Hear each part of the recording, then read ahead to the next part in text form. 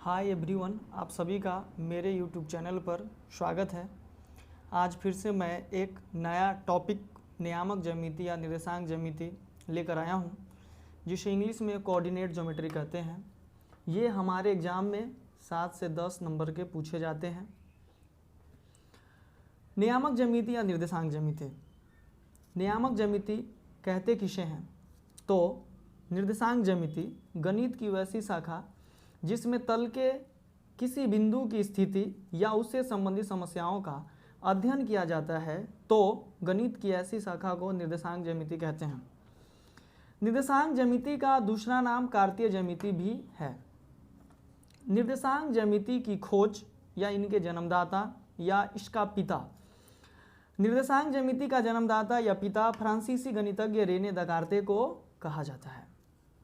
जब इन्होंने निर्देशांक ज्यामिति नामक टॉपिक की खोज की, गणित में एक नए शाखा का अनावरण किया, तो इसके अध्ययन के बाद हम इसे विभिन्न जगहों पर उपयोग कर सकते हैं, जिनमें से प्रमुख है भौतिकी का क्षेत्र, इंजीनियरिंग का क्षेत्र, समुद्री परिवहन का क्षेत्र या नौगमन का क्षेत्र या भूकंप शास्त्र संबंधी अध्ययन में इसका प्रयोग किया जाता है।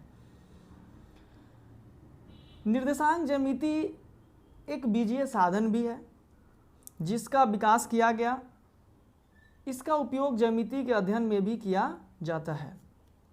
जब हम निर्देशांक ज्यामिति को अध्ययन करते हैं तो इसे सरल तरीका से अध्ययन करने के लिए हमें इससे संबंधित महत्वपूर्ण बातों की जानकारी होनी बहुत ही ज़रूरी होती है, जिनमें से प्रमुख बातें हैं। पहला, तल या समतल, जिसे हम इंग्लिश में प्लेन भी कहते हैं। तल या समतल क्या होता है? तो वैसी सतह जिस पर क्षैतिज एवं उदग्र रेखा आसानी से खींचा जा सके, तो ऐसी सतह को तल या समतल कहते हैं। जैसे ये जो A4 साइज जो पेपर है, यह एक तल का उदाहरण है। यह जो टेबल है, यह भी एक तल का उदाहरण है। इसे हम अपना आसान सा शब्दों में समझाने के लिए, जैसे मान लीजिए कि हमने एक यहाँ पे एक पिक्चर बनाया, जैसे यह एक तल है। इसमें हम क्या कर सकते हैं कि आसानी से एक उदग्र रेखा और एक क्षैतिज रेखा खींच सकते हैं। तो जहाँ भी हम एक क्षैतिज रेखा या उदग्र रेखा दोनों आसानी से खींच सकते हैं, तो वो सतह ही तल या समतल कहलाता है। दूसरा प्रमुख बात आता है एक्स अक्ष या भुज। एक्स अक्ष या भुज, जिसे हम इंग्लिश में एब्सिसा कहते हैं, ये क्या होता है? तो एक तल में खींचे गए क्षैतिज रेखा, जिसे हम इंग्लिश में हॉरिजॉन्टल लाइन कहते हैं, को एक्स अक्ष या भुज कहा जाता है। एक्स अक्ष या भुज को इंग्लिश में एब्सिसा कहा जाता है। एग्जाम्पल के लिए, जैसे ये मेरा सेंचुरी पेपर एक तल है, इसमें एक क्षैतिज रेखा। क्षैतिज रेखा कहने का मतलब है सोई रेखा। सोई रेखा, लेटी हुई रेखा एक्स अक्ष होता है, यानी कि क्षैतिज रेखा एक्स अक्ष होता है। एक्स अक्ष को हम भुज भी कहते हैं। इंग्लिश में इसे एब्सिसा कहा जाता है, और दूसरी तरह इसे हम क्षैतिज रेखा भी कहते हैं, और एक अपने भाषा में इसे हम सोई रेखा भी कहते हैं। तो इस प्रकार हमें स्पष्ट होता है कि किसी भी तल में एक क्षैतिज रेखा अर्थात सोई हुई रेखा को हम एक्स अक्ष कहते हैं।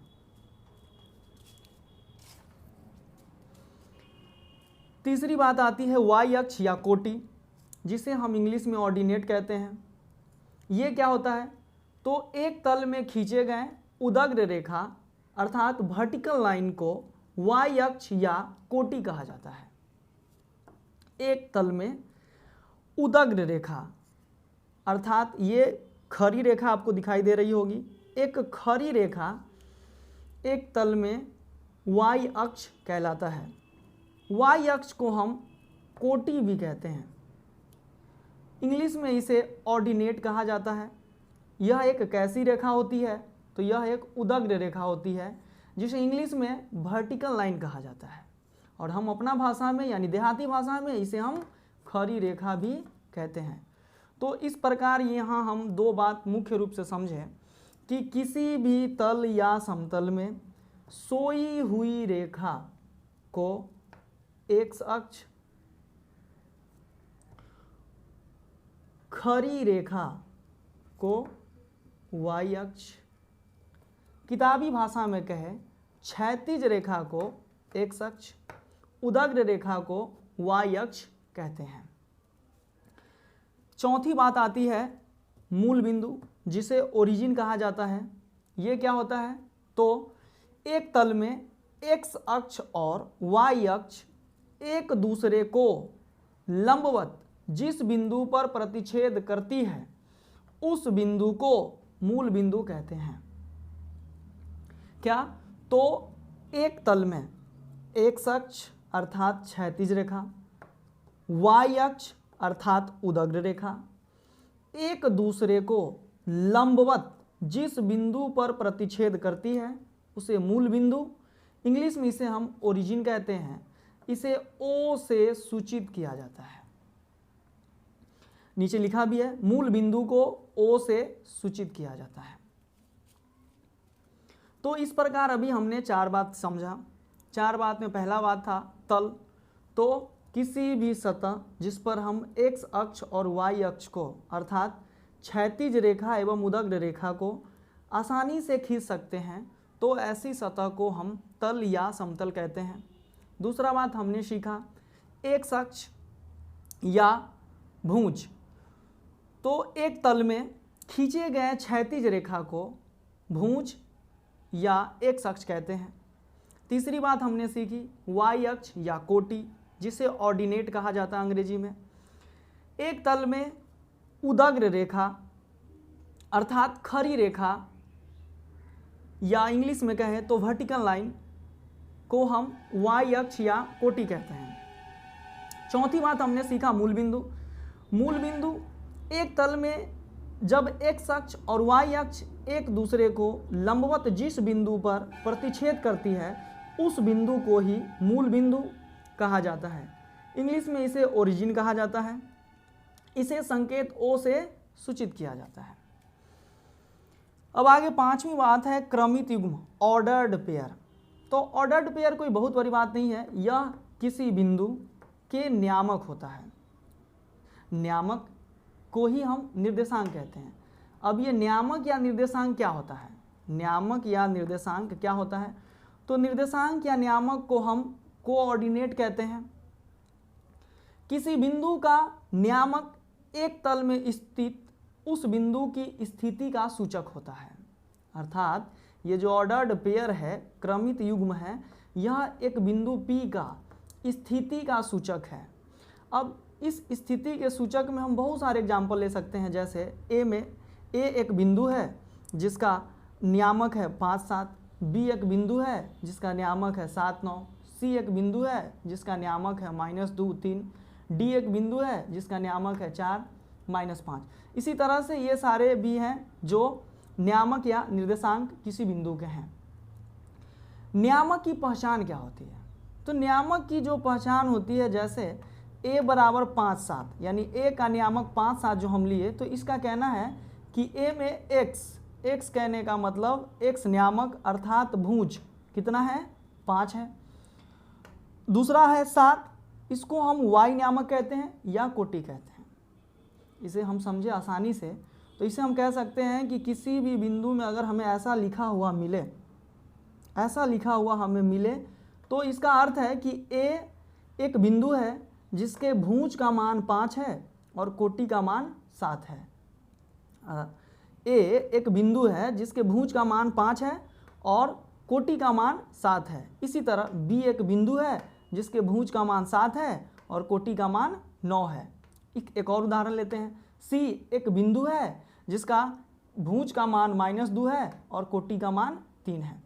अब भुज कहने का मतलब है कि x नियामक और कोटि कहने का मतलब है y नियामक। तो इस प्रकार किसी भी बिंदु का नियामक के लिए जनरल फॉर्मूला अर्थात व्यापक रूप a x y, अगर जहाँ भी हमें ऐसा लिखा मिले तो हमें यह समझना चाहिए कि B एक बिंदु है जिसमें शुरू वाला जो है वह x का मान है और बाद वाला जो है सो y का मान है। वो x का मान यानी y का मान कहने का मेरा मतलब है कि x का मान कहने का मतलब वह x नियामक का मान है अर्थात भुज का मान है। y कहने का मेरा मतलब है कि वह y नियामक का मान है अर्थात कोटि का मान है। तो इस प्रकार हमें आप बताइए कि इस बिंदु में भुज का मान कितना है। तो भुज का मान, तो भुज कहने का मतलब x नियामक का मान। तो किसी भी बिंदु में जो शुरू वाला मान होता है वह x नियामक या भुज का मान होता है, और बाद वाला जो मान होता है वह y नियामक या कोटि का मान होता है। तो यहाँ इस बिंदु E के लिए भुज का मान मेरा 0 हो जाएगा और कोटि का मान मेरा 5 हो जाएगा। इसी तरह से अगर हम इस C बिंदु की बात करें तो इस C बिंदु के लिए कोटि का मान 3 होगा और भुज का मान -2 होगा, अर्थात x नियामक का मान -2 होगा और y नियामक का मान -3 होगा। एक और उदाहरण लेते हैं। बिंदु D के लिए हम अगर आपसे पूछे कि x का मान क्या होगा, तो x का मान 4 होगा, अर्थात x नियामक का मान क्या होगा, तो 4 होगा, या कोटि का मान क्या होगा, तो 4 होगा। y नियामक का मान क्या होगा, -5 होगा। इसी तरह हम इन सभी बिंदुओं में x अक्ष का मान अर्थात भुज का मान बता सकते हैं, y नियामक का मान अर्थात कोटि का मान हम बता सकते हैं। नियामक की पहचान है कि कोई भी बिंदु दिया हो तो उसमें शुरू वाला जो मान होगा वह x नियामक का मान होगा और बाद वाला जो मान होगा सो y नियामक का मान होगा, अर्थात शुरू वाला मान भुज का होगा और बाद वाला मान कोटि का मान होगा। हम आशा करते हैं कि आप अभी यहाँ किसी भी बिंदु में भुज की मान और कोटि के मान बताना सीख गए होंगे। तो चलिए फिर आगे चलते हैं। अगला पॉइंट है नियामक के चिन्ह नियम, साइन कन्वेंशन ऑफ कोऑर्डिनेट। जब हम किसी भी तल में x अक्ष और y अक्ष को खींचते हैं तो वह तल 4 बराबर भाग में बंट जाता है। देखिए यहाँ लिखा भी है कि x अक्ष एवं y अक्ष एक तल को 4 खंडों या हिस्सों में बांटता है। इनमें से प्रत्येक खंड या हिस्सा चतुर्थांश, इंग्लिश में कहे तो क्वाड्रेंट कहलाता है। चतुर्थांश को ही हम अंग्रेजी में क्वाड्रेंट कहते हैं। हिंदी में ही एक शब्द है पाद, जिसे पाद को इंग्लिश में फेज भी कहा जाता है, से सूचित किया जाता है। अर्थात चतुर्थांश, क्वाड्रेंट या पाद ये सभी एक ही चीज़ है। तो हमें आगे चलना है। जब किसी तल में x अक्ष और y अक्ष जब खींचा जाता है, x अक्ष और y अक्ष खींचा जाता है तो यह तल कुल मिलाकर 4 भाग में विभाजित होता है। इसे हम काउंट कैसे करते हैं, तो इस तल की गणना हम इस साइड से करते हैं, ऐसे ये जो तीर का निशान है उधर से गिनना शुरू करते हैं।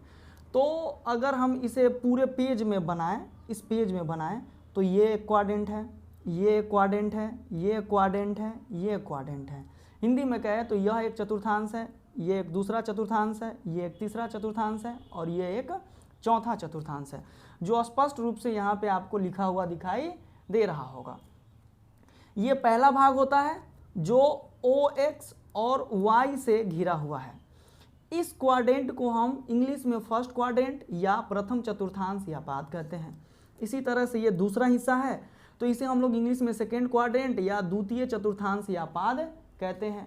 ये थर्ड क्वाड्रेंट है इंग्लिश में और इसे हिंदी में हम तृतीय चतुर्थांश या पाद कहते हैं। ये मेरा फोर्थ क्वाड्रेंट है, चतुर्थ चतुर्थांश या इसे चतुर्थ पाद कहते हैं।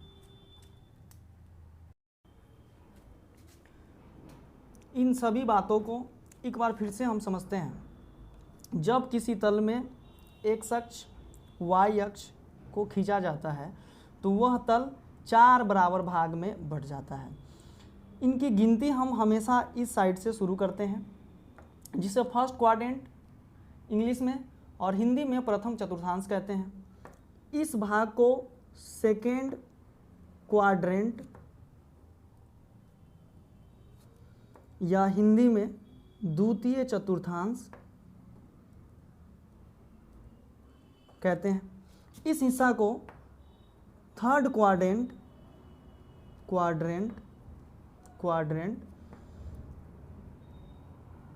या तृतीय चतुर्थांश कहते हैं। इस हिस्सा को फोर्थ क्वाड्रेंट या चतुर्थांश कहते हैं। जब एक्स अक्ष और वाई अक्ष किसी कार्तीय तल में या तल में, कार्तीय तल कहने का मतलब तल ही होता है, कार्तीय तल में या तल में खींचा जाता है तो वह तल कुल 4 हिस्सा में बढ़ जाता है, जिसकी गिनती हम यहाँ से शुरू करते हैं। फर्स्ट क्वाड्रेंट या प्रथम चतुर्थांश, इसे द्वितीय चतुर्थांश या सेकंड क्वाड्रेंट कहते हैं। इसे थर्ड क्वाड्रेंट या तृतीय चतुर्थांश कहते हैं। इसे फोर्थ क्वाड्रेंट या चतुर्थांश कहते हैं। चतुर्थांश को ही पाद भी बोला जाता है, अर्थात इसे प्रथम पाद, इसे द्वितीय पाद, इसे तृतीय पाद, इसे चतुर्थ पाद कहते हैं। अब जब एक्स अक्ष और वाई अक्ष एक दूसरे को एक तल में जिस बिंदु पर प्रतिच्छेद करता है उस बिंदु को हम मूल बिंदु कहते हैं। ये पीछे हमने आपको समझा रखा है। अब मूल बिंदु से दाईं ओर एक्स अक्ष पर, मूल बिंदु से दाईं ओर एक्स अक्ष पर जो दूरियां हम लेते हैं वो दूरियां पॉजिटिव होती है, अर्थात धनात्मक होती है। मूल बिंदु से बाईं ओर एक्स अक्ष पर जो दूरी हम लेते हैं वो निगेटिव होती है, अर्थात ऋणात्मक होती है।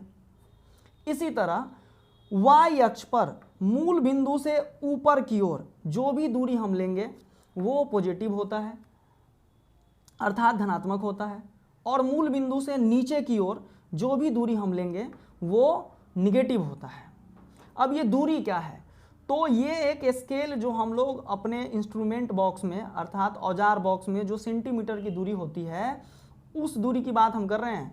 मूल बिंदु से 10 मिली सेंटीमीटर बराबर एक इकाई जो होता है उसकी बात हम कर रहे हैं।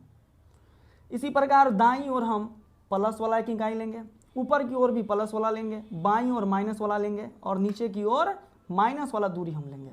इसका विशेष अध्ययन हम आगे करेंगे। अभी आप इतने जानिए कि मूल बिंदु से दाईं ओर धनात्मक दूरी लिया जाता है, मूल बिंदु से बाईं ओर ऋणात्मक दूरी लिया जाता है, मूल बिंदु से ऊपर की ओर धनात्मक दूरी लिया जाता है, मूल बिंदु से नीचे की ओर ऋणात्मक दूरी लिया जाता है। और इस धनात्मक और ऋणात्मक दूरी को जो हम एक्स अक्ष कहते हैं, जिसे ये दोनों साइड जो तीर का निशान लगा हुआ है, इससे यह इंडिकेशन मिलता है कि इस रेखा को, अर्थात एक्स अक्ष को अनंत तक बढ़ाया जा सकता है। इसी प्रकार वाई अक्ष को भी हम अनंत तक बढ़ा सकते हैं।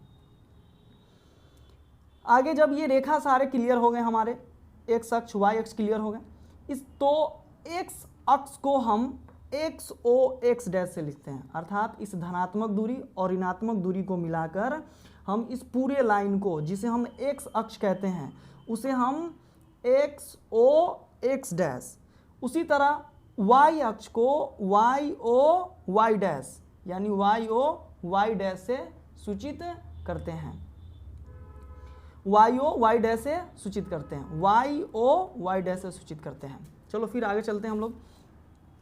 अब फिर ये नेक्स्ट पेज है हमारा। अब इसमें हमने पहले से कर रखा है, आपको बता रखा है, प्रथम पाद या प्रथम चतुर्थांश, द्वितीय चतुर्थांश। तो अब इधर मूल बिंदु से दाईं ओर हम पॉजिटिव दूरी लेते हैं, मूल बिंदु से बाईं ओर हम निगेटिव दूरी लेते हैं, मूल बिंदु से नीचे की ओर हम निगेटिव दूरी लेते हैं, मूल बिंदु से ऊपर की ओर हम पॉजिटिव दूरी लेते हैं। तो यह तल जो 4 भाग में बंटता है ये बहुत ही काम का है। इस तल के अंदर ही सारे चीज़ हम लोग इंडिकेट करेंगे। कोई भी बिंदु आएगा तो इसी तल में एग्जिस्ट करता है, इसी तल सब में उसका स्थिति होता है।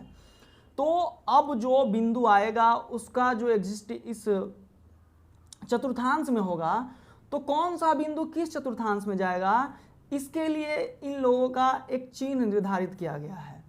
प्रथम चतुर्थांश का चिन्ह प्लस प्लस होता है, द्वितीय चतुर्थांश का चिन्ह माइनस प्लस होता है, तृतीय चतुर्थांश का चिन्ह माइनस माइनस होता है, चतुर्थ चतुर्थांश का चिन्ह प्लस माइनस होता है।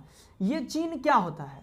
तो हमने अभी आपको किसी भी बिंदु का नियामक या निर्देशांक कुछ देर पहले पढ़ाया, अर्थात जैसे ए एक बिंदु था जिसका नियामक 5, 7 था।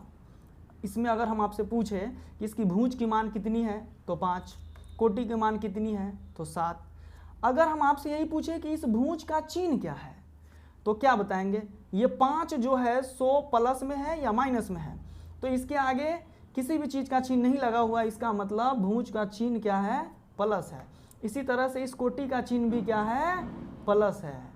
तो ये जो नियामक दिया रहता है उस नियामक में प्रयोग किए गए अंक के चिन्ह को हम लोग स्पष्ट कर लेते हैं कि उस अंक के आगे कौन सा चिन्ह लगा हुआ है।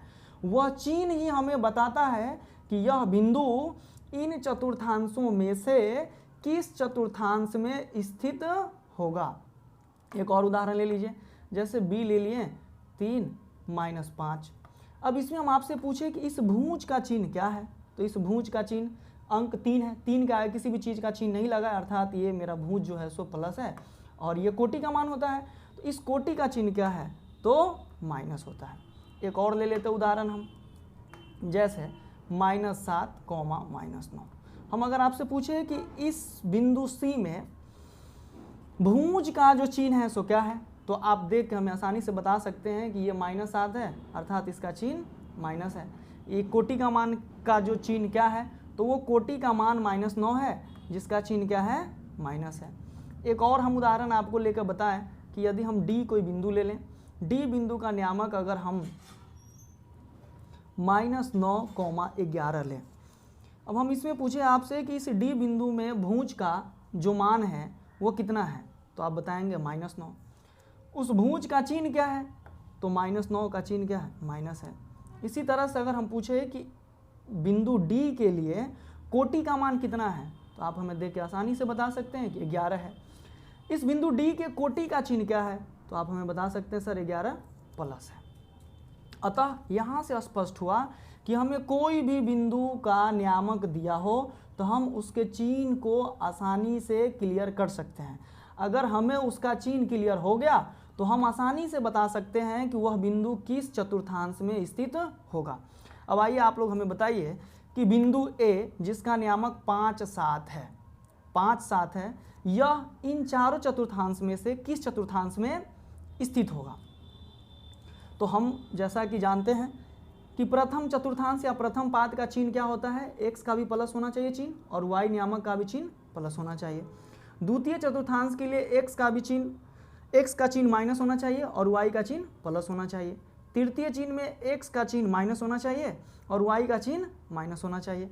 चतुर्थ चतुर्थांश के लिए x का जो चिन्ह होना चाहिए प्लस होना चाहिए और y का चिन्ह माइनस होना चाहिए। ये x का चिन्ह और y का चिन्ह कहने का मेरा मतलब ये है कि x नियामक या भुज का चिन्ह क्या है, y कहने का मेरा मतलब है कि y नियामक या कोटि का चिन्ह क्या है। आप इन बात को ध्यान रखिएगा। हम समझाने के लिए आपको x और y बोल देते हैं, आप समझ सकते हैं कि y कहने का मतलब है y नियामक या कोटि, x कहने का मतलब है x नियामक या भुज। तो हम अभी फिर चलते अपने सवाल पे। हमने आपसे पूछा था कि बिंदु A 5, 7 किस चतुर्थांश में स्थित होगा, तो आप हमें अब बताएंगे। तो ये चतुर्थांश बताने के लिए सबसे पहले हमें तो इस जो नियामक जो दिया है बिंदु A का जो नियामक दिया है उसके नियामक का चिन्ह क्लियर करना पड़ेगा, तभी तो जाके हम बता सकते हैं कि कौन कौन किस चतुर्थांश में आएगा। तो A जो 5 है उसका चिन्ह क्या है, प्लस, भुज का मान हो गया प्लस चिन्ह, कोटि का जो मान हुआ उसका चिन्ह क्या है, प्लस। या अर्थात इस बिंदु A के लिए इसके दोनों नियामक का जो चिन्ह है क्या है, प्लस प्लस है। तो प्लस प्लस किस चतुर्थांश का चिन्ह होता है, तो प्लस प्लस प्रथम पाद या चतुर्थांश का चिन्ह होता है, अर्थात फर्स्ट क्वाड्रेंट का साइन प्लस प्लस होता है। तो बिंदु A किस चतुर्थांश में स्थित होगा, तो बिंदु A प्रथम चतुर्थांश में स्थित होगा। इसी प्रकार यदि हम बिंदु B के बारे में पूछे कि बताइए बिंदु B किस चतुर्थांश में स्थित होगा, तो बिंदु B के लिए हम फिर इसके सभी नियामक के चिन्ह को क्लियर करेंगे। तो B का भुज का मान है 3 जिसका चिन्ह है प्लस, कोटि का मान है -5 जिसका चिन्ह है माइनस, अर्थात इस बिंदु B का चिन्ह हमें क्या मिला, तो नियामक चिन्ह मिला प्लस माइनस। तो जिस किसी भी बिंदु का नियामक चिन्ह प्लस माइनस होता है वो किस चतुर्थांश में जाता है, तो प्लस माइनस चिन्ह किसका होता है, तो प्लस माइनस चिन्ह चतुर्थांश का होता है। अर्थात बिंदु B किस चतुर्थांश में जाएगा, तो चतुर्थ चतुर्थांश में जाएगा। इसी तरह से हम एक बिंदु सी भी आपको उदाहरण दिए थे। इस बिंदु सी का मान हमको बताइए -7 और 9 है। सी का नियामक -7 और -9 है, अर्थात भुज का मान है -7 और कोटि का मान है -9। अब भुज का चिन्ह क्या हो गया माइनस, कोटि का चिन्ह क्या हो गया माइनस। अब बिंदु सी का नियामक चिन्ह हमें मिल गया माइनस माइनस। अब इन चारों चतुर्थांश में से किस चतुर्थांश का चिन्ह माइनस माइनस होता है? तो तृतीय चतुर्थांश का होता है। तो बिंदु सी जिसका नियामक -7, -9 है वह किस चतुर्थांश में जाएगा? तो तृतीय चतुर्थांश में जाएगा। अब इसी प्रकार एक और बिंदु बच चुका है, उसको भी हम लोग क्लियर कर लेते हैं। एक बिंदु डी है जिसका नियामक -9 और 11 है।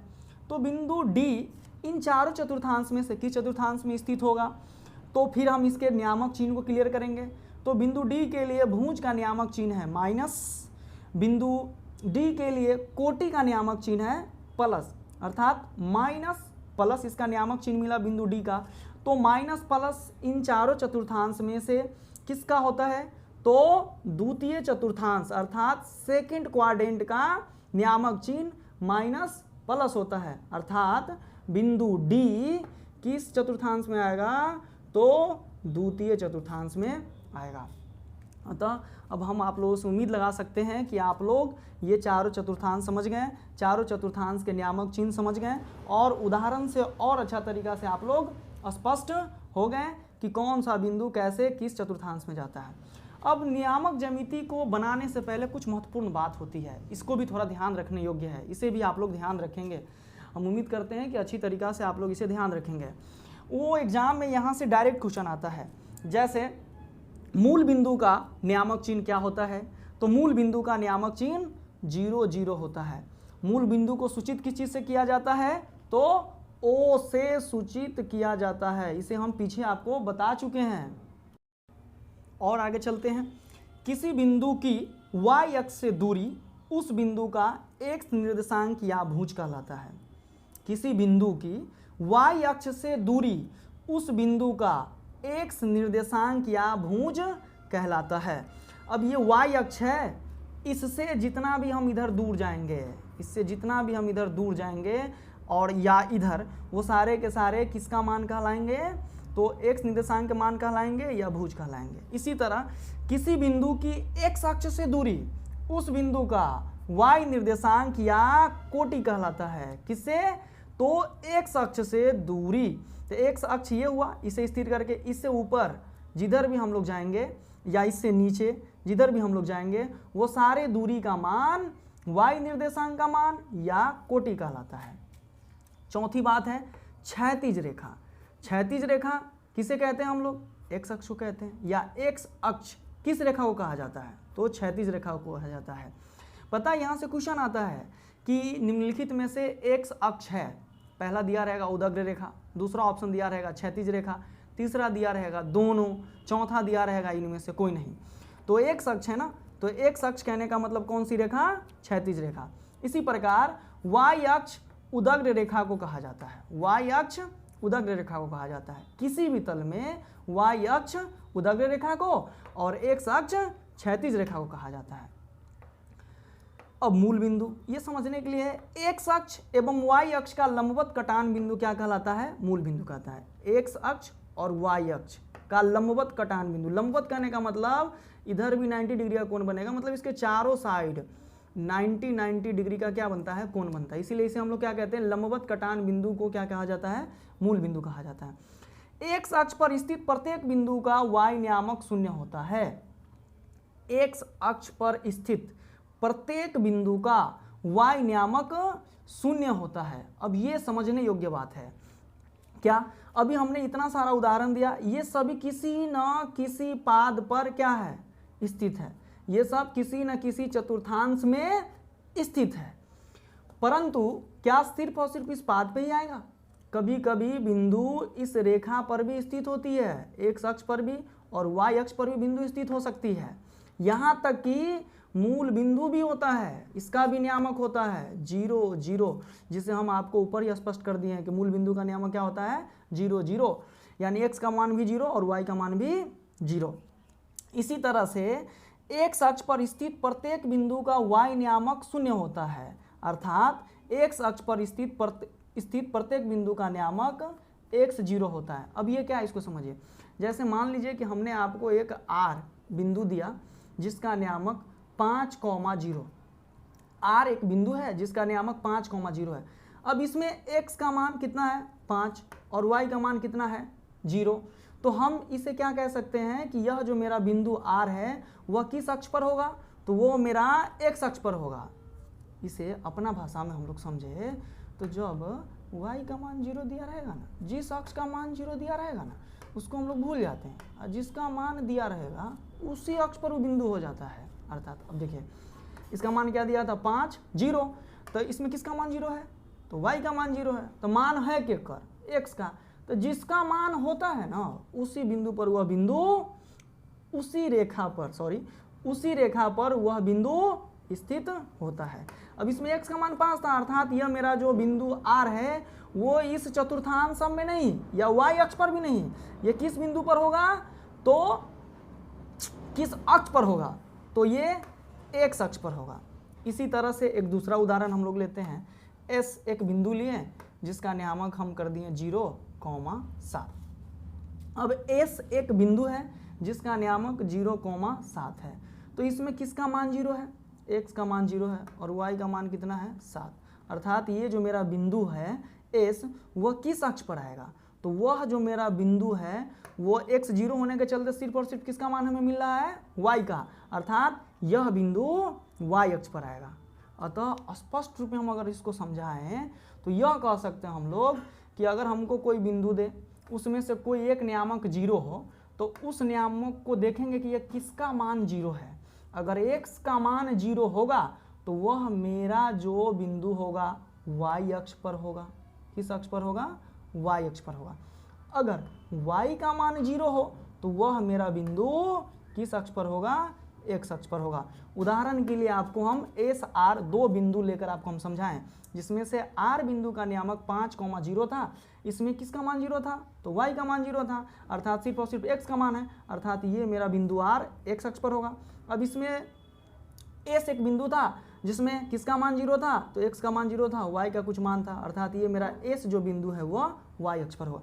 इसी बात को यहाँ पे लिखा हुआ है, क्या लिखा हुआ है कि x अक्ष पर स्थित प्रत्येक बिंदु का y नियामक 0 होता है, अर्थात x अक्ष पर स्थित प्रत्येक बिंदु का नियामक x, 0 होता है। अब x कहने का मतलब है कि x का कुछ न कुछ मान होगा, जैसे 1, 2, 3, 4, 5, -7, -2, 72.74/76, कुछ भी कुछ न कुछ इसका मान होगा। उसी तरह से y अक्ष पर स्थित प्रत्येक बिंदु का x नियामक 0 होता है, अर्थात y अक्ष पर स्थित प्रत्येक बिंदु का नियामक 0, y होता है। अब x इसका 0 हो जाएगा और y का मान फिर कुछ होगा, वही 72.74/76, कुछ भी हो सकता है, 1, 2, 3, 4, 5, माइनस का 1, 2, 3, 4, जो हो वो होगा। इसी प्रकार एक और बात हम लोग स्पष्ट हुए थे यहाँ पे, प्रथम पाद का नियामक चिन्ह। प्रथम पाद का नियामक चिन्ह अर्थात इसका क्या होता है, प्लस प्लस, x का साइन प्लस और y का भी साइन प्लस होता है। द्वितीय पाद का नियामक चिन्ह माइनस प्लस होता है। तृतीय पाद का नियामक चिन्ह माइनस माइनस होता है। चतुर्थ पाद का नियामक चिन्ह प्लस माइनस होता है। तो इस प्रकार हमने आपको निर्देशांक ज्यामिति का सबसे बेसिक बात आपको हमने पढ़ा दिया। बेसिक बात में हमने 3-4 बात से ज़्यादा बातों को स्पष्ट रूप से समझा है। इनमें से पहला बात हम लोग नियामक ज्यामिति का डिफिनीशन को जाने। ये हमारे एग्जाम में कितना नंबर का पूछता है, तो 7 से 10 नंबर का पूछता है। अर्थात गणित में आप अच्छा से अच्छा नंबर लाना चाहते हैं तो इस टॉपिक को बहुत ही आसान से समझना पड़ेगा। नियामक ज्यामिति का परिभाषा हम लोग समझे। निर्देशांक ज्यामिति के पिता कौन है, तो रेने देकार्ते हैं। इसका उपयोग कहाँ कहाँ किया जाता है, तो भौतिकी में, इंजीनियरिंग में, समुद्री परिवहन या नौगमन में। निर्देशांक ज्यामिति एक बीजीय साधन है। इसे आगे आप चलिएगा ना तो ये एक अलजेब्रिक बीज गणित में जो 2x + 5y = 6 रहता है, इस तरह से इक्वेशन देकर आपको इंटर में बताया जाएगा। तो ये आगे की बात है, इसीलिए हम इसको उतना डिटेल नहीं कर पाएँ। निर्देशांक ज्यामिति के अध्ययन करने से संबंधित हम लोगों ने तल या समतल को समझे। तो तल या समतल क्या था, तो वैसी सतह था जिस पे हम क्षैतिज रेखा और उर्ध्व रेखा को आसानी से खींच सकते हैं, तो वह मेरा तल समतल, वह मेरा सतह तल या समतल कहलाया था। उसके बाद हम लोग एक अक्ष या भुज के बारे में जाने थे। एक तल में खींचे गए क्षैतिज रेखा को, क्षैतिज रेखा मतलब सोई हुई रेखा, को एक्स अक्ष या भुज या एब्सिसा कहते हैं। ये सोई हुई रेखा, लेटी हुई रेखा भी इसको कहा जाता है। एक्स अक्ष को भुज, इंग्लिश में एब्सिसा सीबीएसई के लिए। क्षैतिज रेखा हॉरिजॉन्टल लाइन या सोई रेखा भी इसको हम लोग कहते हैं। दूसरा बात हम लोगों ने देखा था क्या कि वाई अक्ष या कोटि के बारे में हम लोग जाने थे। अब वाई अक्ष या कोटि को हम लोग क्या कहते हैं, ऑर्डिनेट कहते हैं। ये क्या होता है, तो एक तल में खींचे गए उदग्र रेखा यानी वर्टिकल लाइन को वाई अक्ष या कोटि कहते हैं। वाई अक्ष खड़ी रेखा, वाई अक्ष को कोटि या ऑर्डिनेट या उदग्र रेखा वर्टिकल लाइन, अपना भाषा में खड़ी रेखा ध्यान रखिएगा। मूल बिंदु ओरिजिन, एक तल में एक्स अक्ष और वाई अक्ष एक दूसरे को लंबवत जिस बिंदु पर प्रतिच्छेद करते हैं उस बिंदु को मूल बिंदु कहते हैं। ये हमारा एक्स अक्ष और वाई अक्ष इस बिंदु पर प्रतिच्छेद कर रहा था इसलिए मूल बिंदु हो गया। इसको इंग्लिश में ओरिजिन कहते हैं। इसको ओ से सूचित करते हैं। मूल बिंदु को ओ से सूचित किया जाता है और इसका नियामक क्या होता है मूल बिंदु का, तो 0 0 था। उसी तरह से निर्देशांक या नियामक, इसको हम बहुत अच्छे तरीका से समझा दिए थे। कोई बिंदु ए है जिसका नियामक 5 7 है, इसमें भुज का मान या वाई नियामक का मान 5 होगा और कोटि का मान या वाई नियामक का मान क्या होगा 7 होगा। अब कहीं मिस हो जाए तो उसको आप लोग अंडरस्टैंड खुद हो जाइएगा। इसका व्यापक रूप ए एक्स वाई था। एक्स भुज कहते हैं और वाई को कोटि कहते हैं। इसी तरह से हम लोग ने क्या पढ़ा था, नियामक के चिन्ह पढ़ा था। जब एक्स अक्ष और वाई अक्ष किसी तल में ड्रॉ किया जाता है अर्थात खींचा जाता है तो वह तल कुल 4 बराबर भाग में विभाजित होता है। इधर से हम लोग गिनती करते हैं। प्रथम भाग को प्रथम चतुर्थांश या पाद कहते हैं, इंग्लिश में इसको फर्स्ट क्वाड्रेंट कहते हैं। दूसरे भाग को द्वितीय चतुर्थांश या द्वितीय पाद कहते हैं, इंग्लिश में इसको सेकंड क्वाड्रेंट कहते हैं। तृतीय भाग को थर्ड क्वाड्रेंट या तृतीय चतुर्थांश या तृतीय पाद कहते हैं। इसी तरह से फोर्थ भाग को फोर्थ क्वाड्रेंट या चतुर्थांश या पाद कहते हैं। ये सारे बात मूल बिंदु से दाईं ओर ली गई दूरी धनात्मक होती है, मूल बिंदु से ऊपर ली गई दूरी धनात्मक होती है, मूल बिंदु से बाईं ओर ली गई दूरी ऋणात्मक होती है, मूल बिंदु से नीचे की ओर ली गई दूरी ऋणात्मक होती है। इसी तरह से हम लोग इस चतुर्थांश में, ये बहुत ही इंपॉर्टेंट था, इसे अच्छा से वीडियो को फिर से एक बार जाकर देखकर इसे अच्छा से समझ लीजिएगा। ये बहुत ही इंपॉर्टेंट है। यहाँ से आपके एग्जाम में 2 से 3 नंबर का क्वेश्चन आता है। या तो मूल बिंदु का नियामक पूछेगा या कोई बिंदु दे देगा वह किस पाद पे स्थित है उसके बारे में पूछेगा, या इस तरह का देकर एस आर वाला जो बताए हैं वो वाला देकर आपसे पूछेगा ये किस अक्ष पर स्थित है। और यहाँ से तो डायरेक्ट आता है क्वेश्चन कि मूल बिंदु का नियामक क्या होता है। और ये वाला जो लाइन है कि किसी बिंदु का वाई अक्ष से दूरी क्या कहलाता है, तो भुज कहलाता है। ये डायरेक्ट क्वेश्चन आता है। यहाँ से आपको क्वेश्चन पूछेगा कि एक्स अक्ष से दूरी को क्या कहते हैं। ऑप्शन दिया रहेगा भुज, दूसरा ऑप्शन दिया रहेगा कोटि, तीसरा दिया रहेगा मूल बिंदु, चौथा दिया रहेगा इनमें से कोई नहीं। तो कहाँ से दूरी है, तो एक्स अक्ष से दूरी। तो एक्स अक्ष से दूरी को क्या कहते हैं, कोटि कहते हैं। तो मेरा कोटि हो जाएगा। उसी तरह से वाई अक्ष के दूरी को क्या कहते हैं, तो भुज कहते हैं। एक्स अक्ष कौन सी रेखा होती है, तो क्षैतिज रेखा होती है। वाई अक्ष कौन सी रेखा होती है, तो उदग्र रेखा होती है। मूल बिंदु क्या होता है, तो एक्स अक्ष और वाई अक्ष लंबवत एक दूसरे को जिस बिंदु पर काटता है उसे हम लोग मूल बिंदु कहते हैं। एक्स अक्ष पर स्थित प्रत्येक बिंदु का वाई नियामक क्या होता है, शून्य होता है। ये भी बहुत जरूरी है। ये भी क्वेश्चन डायरेक्ट आता है कि एक्स अक्ष पर स्थित प्रत्येक बिंदु का वाई नियामक क्या होता है, तो शून्य होता है। वाई अक्ष पर स्थित प्रत्येक बिंदु का एक्स नियामक क्या होता है, तो शून्य होता है। तृतीय चतुर्थांश का चिन्ह क्या होता है, तो माइनस माइनस। प्रथम चतुर्थांश का चिन्ह क्या होता है, प्लस प्लस। चतुर्थांश का क्या होता है, तो प्लस माइनस। हम आशा करते हैं कि आप लोगों को ये चैप्टर अच्छी तरीक़ा से समझ में आ गया होगा। जय हिंद।